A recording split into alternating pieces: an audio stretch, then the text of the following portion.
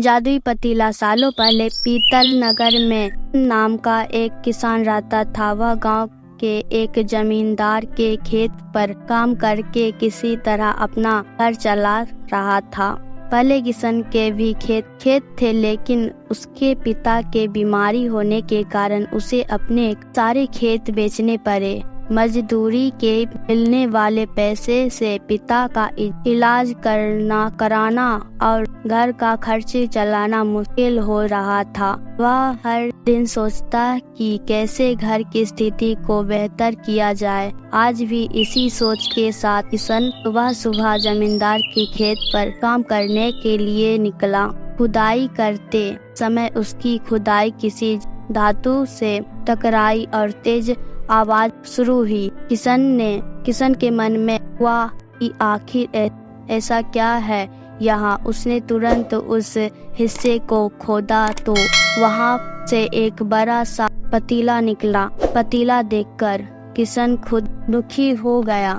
किसान के मन में हुआ कि ये जेवरात होते तो मेरे घर की हालत थोड़ी सुधर जाती। फिर किसान ने सोचा कि चलो अब खाना ही खा लेता हूँ।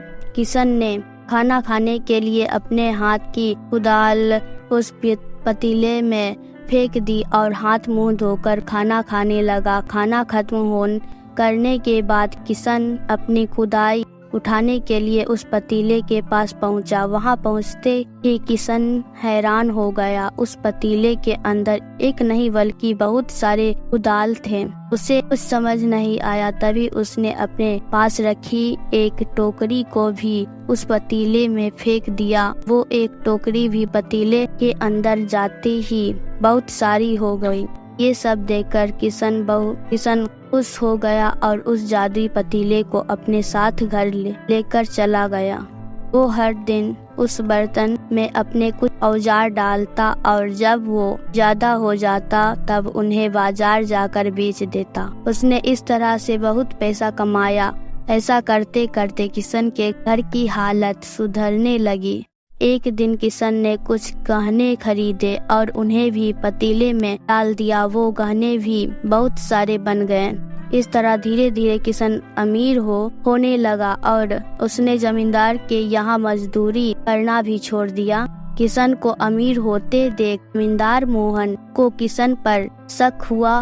वो सीधे किसान के घर पहुँचा। वहाँ जाकर उसे जादुई पतीले के बारे में पता चला। उसने किसान से पूछा, तुमने यह पतीला कब और किससे घर से चुराया? डरी हुई आवाज में किसान बोला, साहब, ये पतीला मुझे खेत में खुदाई के समय मिला था। मैंने किसी के घर से चोरी नहीं की है। खेत में खुदाई की बात सुनते ही जमींदार ने कहा, यह पतीला जब मेरे खेत से मिला तो यह मेरा हुआ। किसान ने जादुई पतीला ना लेकर जाने की बहुत मन्नतें की, लेकिन जमींदार मोहन ने उसकी एक नहीं सुनी। वह जबरदस्ती अपने साथ वो जादुई पतीला लेकर चला गया। जमींदार ने भी किसान की ही तरह उसमें सामान डालकर उन्हें बढ़ाया शुरू किया।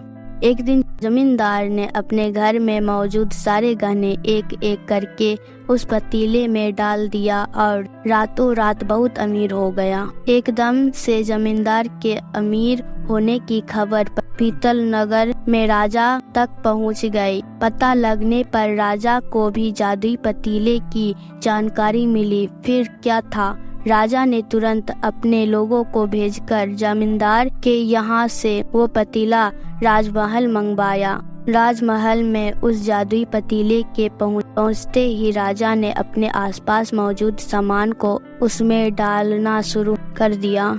सामान को बढ़ते देखकर राजा दंग रह गया। होते होते आखिर में राजा खुद उस पतीले के अंदर चला गया। देखते ही देखते उस पतीले से बहुत सारे राजा निकल आए। पतीले से निकला हर राजा बोलता है, अरे, मैं पतीला नगर का असली राजा हूँ। तुम्हें तो इस जादुई पतीले ने बनाया है। ऐसे होते होते सारे राजा आपस में लड़ने लगे और लड़कर मर गए। लड़ाई के दौरान वो जादुई पतीला भी टूट गया। जादुई पतीले के कारण राजमहल में हुई इस भयानक लड़ाई के बारे में नगर में सबको पता चल गया। इस बात की जानकारी मिलते ही मजदूर किशन और जमींदार मोहन ने सोचा, अच्छा हुआ कि हमने उस जादुई पतीले का इस्तेमाल सही से किया। उस राजा ने अपने मूर्खता के कारण अपनी जान ही खो दी।